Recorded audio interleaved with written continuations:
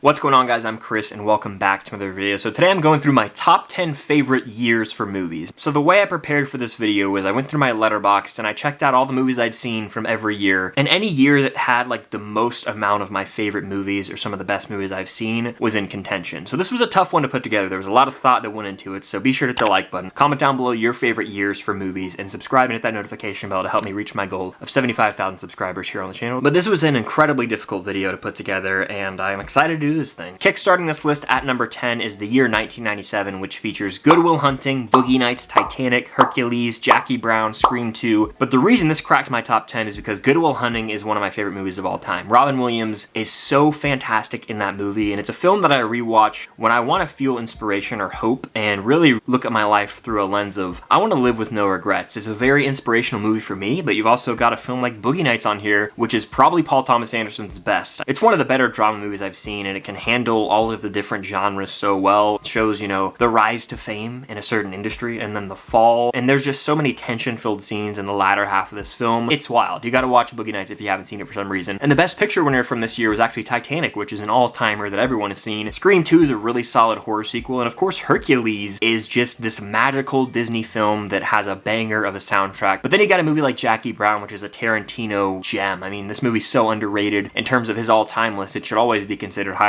That is a great year for movies right there, and I had to crack this list. So number 9 on my list is the year 2006, and I didn't realize how fantastic the 2000s were because I feel like when I was growing up, I was just seeing the new kids films or family films, but looking back, a lot of my favorite movies of all time are from the 2000s, and I'm just gonna rattle some off from this year. In 2006, we got The Prestige, which is Christopher Nolan's most underappreciated movie in my opinion. It's like top 3, top 2 for me damn near. We got The Departed, which won Best Picture in 2006. This is one of Martin Scorsese's best movies. 5 people could have been nominated for an Oscar in this movie. Only Mark Wahlberg was, but Leo gives a damn great performance. Matt Damon crushes it. Jack Nicholson is incredible here. And the cast across the board is loaded. Got tons of twists and turns, and it's one of my favorite mob flicks for sure. Daniel Craig's introduction as James Bond happened with Casino Royale. This movie kicks ass. I mean, it is just so suave and cool. The opening action is awesome. The poker game itself is so high stakes, my palms are sweating. And the third act rocks. Like, this is a damn great Bond film. We got Pirates of the Caribbean Dead Man's Chest, which is almost better than Curse of the Black Pearl to me. Like, I adore this movie. Davy Jones is introduced, and the fact that his CGI still holds up to this day is a testament to how visually stunning that movie is. We genuinely just don't get these family action-adventure blockbusters anymore like we did in the 2000s. I mean, Pirates, Harry Potter, all those were coming out in the 2000s. It was also the year of the sports movie, as we got We Are Marshall, which, by the way, McConaughey's speech at the end of that movie always gives me chills. Rocky Balboa came out, which is a really solid movie, and we got the sports comedy Talladega Nights, which is hilarious. We also got movies like The Devil Wears Prada, She's the Man, another solid rom-com, Night at the Museum, which I remember seeing in theaters with my mom and just loving, Mission Impossible 3, which is a solid MI film, and of course, I can't forget High School Musical. That's a movie that shaped a generation's childhood, including mine. Number 8 on my list is the year 2014, which a lot of you probably have higher on your list because it features some bangers. Whiplash is a top 5 to 7 favorite movie all time for me, and that is my favorite movie from this year, but we also got Christopher Nolan's Interstellar, which has one of the best scores I've ever heard. I listen to it every day pretty much when I work out or run, and I literally start to ascend when I watch it. Like, I feel like I'm floating. The movie itself is fantastic. I need to rewatch it soon. In fact, I'm going to before Oppenheimer. I also think 2014 is the best year for the MCU ever, as we got Guardians of the Galaxy and Captain America: The Winter Soldier. Both are top 10 MCU films for me, and we also got X-Men: Days of Future Past, which is a top 2 X-Men film for me. So it was a damn great year for Marvel at the movies. John Wick also came out in 2014, and I feel like society wasn't ready for it yet, because now with Chapter 4, I have so much more of an appreciation for that movie. Jake Gyllenhaal gave the performance of his career damn near in Nightcrawler that came out this year, a movie that I still really don't rewatch because of how eerie it is and just makes me feel gross inside. The best picture winner from this year was Birdman, and we also got the Walt Disney animated film Big Hero 6, so it was a really solid year all around. Coming in at number 7 for me is the year 2019, the year right before the pandemic that was absolutely loaded with movies. I mean, we got my favorite Tarantino film in Once Upon a Time in Hollywood, posters right over there on my wall. I could quote that movie for days. Me and my friends never get sick of watching it. We also got Avengers Endgame, the perfect conclusion to the MCU, and a movie that I will always cherish. And in terms of original films, we got Knives Out, which is so fresh and fun in terms of murder mysteries. We don't get stuff like that often. Ford v Ferrari ruled, based on a true story. I mean, that was just such a crowd pleaser with Matt Damon and Christian Bale, a racing film, riveting stuff. Joker came out, which was a super dark turn for DC and a movie that had me uneasy from beginning to end. But then we got acclaimed films like Little Women, Uncut Gems, Rocket Man, and the best picture winner was Parasite. I mean, this was an absolutely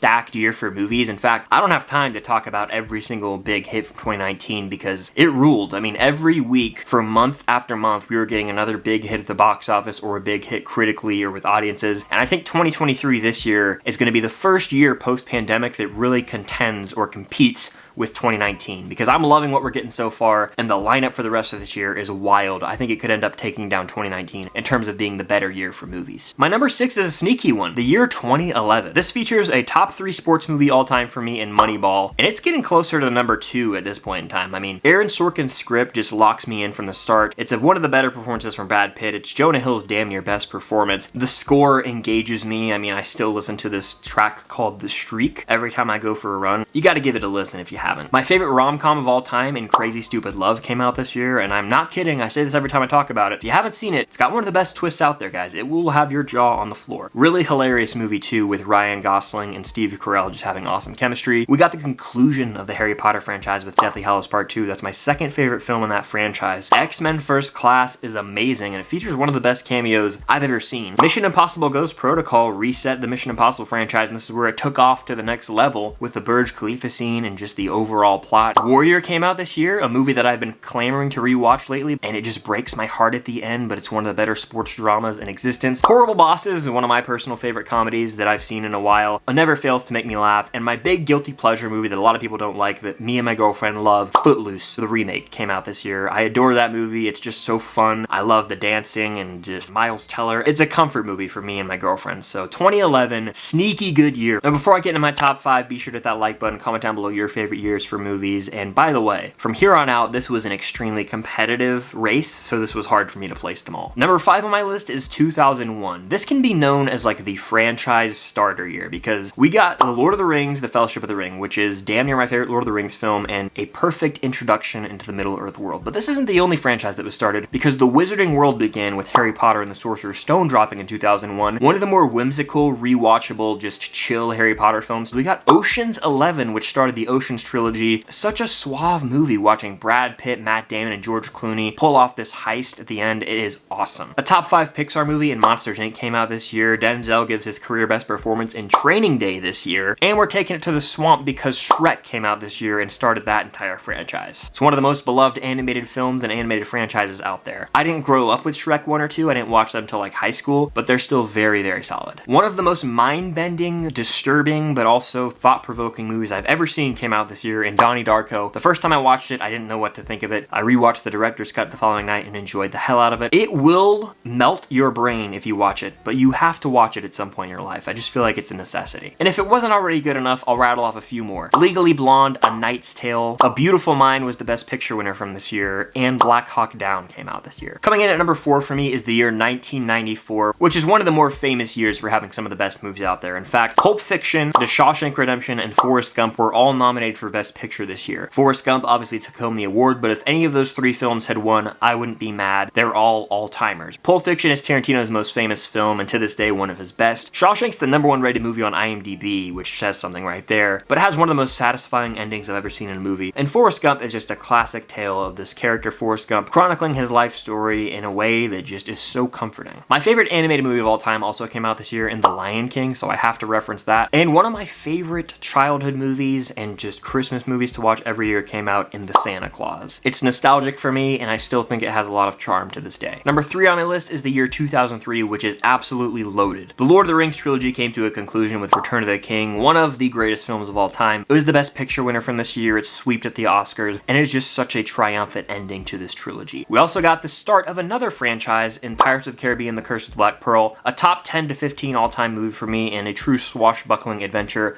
I could watch this movie any day and just be satisfied. It is so much damn fun, and Johnny Depp was actually nominated for the Academy Award for Best Actor with his performance as Jack Sparrow. Pixar dropped Finding Nemo this year, which is one of their best movies to date 20 years later. Elf came out, which is a Christmas classic and one that I have to rewatch every single year. Tarantino dropped Kill Bill Volume 1 this year, which is badass. Comedies like Old School and School of Rock came out, and of course Disney dropped Holes, which is a childhood favorite of mine. Academy Award nominated films like Lost in Translation and Mystic River River came out. Mystic River is incredible. Sean Penn and Tim Robbins both won Oscars for their performance here. It's dark as hell and not for the faint of heart, but it's one of the better thrillers I've ever seen. Even though I haven't seen it in years, I have to mention X2, the second X-Men film. Many regard it as one of the better in the franchise. And of course, Tommy Wiseau's The Room came out this year. I did not hit her. It's not true. It's bullshit. I did not hit her. I did not.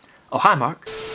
My runner-up is the year 2010, which you probably thought was going to be at number 1. I've sung my praises for this year many a times here on the channel. The Social Network is another top 10 all-time movie for me. I could watch it any day of the week, from the score to the performances. I could gush about this movie for hours. Inception is my favorite Christopher Nolan film, so of course I had to mention that. Toy Story 3 is tied pretty much for my favorite Pixar movie alongside Ratatouille. It is the perfect conclusion to that franchise, and I don't know why we're still getting more. It upsets me. The Other Guys is an elite comedy that came out this year, and each year I love this movie more and more. Tangled is my favorite of the modern Disney animated films, and we got that this year. Oscar-nominated films such as The Town, 127 Hours, True Grit, and The Fighter came out this year. Harry Potter and the Deathly Hallows Part 1 hit theaters, which is the inferior part of the Deathly Hallows films, but it's still really solid. And Emma Stone starred in Easy A, which is just a hilarious rom-com film. 2010 is one of the more diverse years for movies in terms of having a variety of films in different genres that were like some of the best in their respective genres. So I love 2010. It has one of my favorite comedies, one of my favorite animated movies, one of my favorite like biopic dramas, one of my favorite Nolan films. It was loaded across the board. It had to be on this list. But surprisingly, taking the top spot for me is the year 2004. When I was doing my research, I did not realize how many movies that are at the top of their genre for me actually came out this year, and I was just mind blown. For starters, we got National Treasure. If you guys know me at all, that is a movie that I unashamedly love. It is one of my favorites out there. It is childhood. It is cinema. I mentioned earlier how Moneyball is like my second or third favorite sports film. Well, the one it's competing with is Miracle, which also came out this year. One of the most inspirational, quotable sports films out there. Spider-Man 2 came out this year, which features Alfred Molina as Doc Ock and some of the most inspirational, uplifting Spider-Man moments. Saw came out this year, which is a top 3 horror film for me. It's alongside Psycho and Scream. I mean, this movie has one of the best twists out there. My favorite Harry Potter movie came out this year, in Prisoner of Azkaban. I think that is the gold standard for the wizarding world. Pixar's The Incredibles came out this year, which is yet again a top 5 Pixar movie, but the list doesn't stop there, as we got iconic films such as 13 Going on 30, Anchorman, Napoleon Dynamite, Mean Girls, Shrek 2, Kill Bill Volume 2, Troy, The Polar Express, Dodgeball, The Notebook, The Bourne Supremacy, and Ocean's 12. 2004 was a year that I was too young to fully appreciate at the time, but looking back, it has some of my all-time favorites across the board. Multiple of just my favorite movies in general, and did I mention Collateral came out this year? Tom Cruise playing a villainous role in one of the coolest nighttime thrillers out there. This year is an elite all-timer that I feel like is not talked about enough in terms of the impact that it had. Not only does it have some fantastic sequels, but I mean, some of the best original films of the 2000s. Hell, of the century so far. 2004 is slam-packed, loaded with bangers, and I just didn't realize it for whatever reason. But those are just my top 10 favorite years for movies. Let me know yours in the comments down below, and be sure to hit that like button. Consider subscribing and hitting that notification bell, as I'm trying to reach my goal of 75,000 subscribers here on the channel. It would mean a lot. Had a lot of fun with this video, and I have lots more content sort of like this coming soon, so stay tuned for that, and until next time, I'll see you guys later.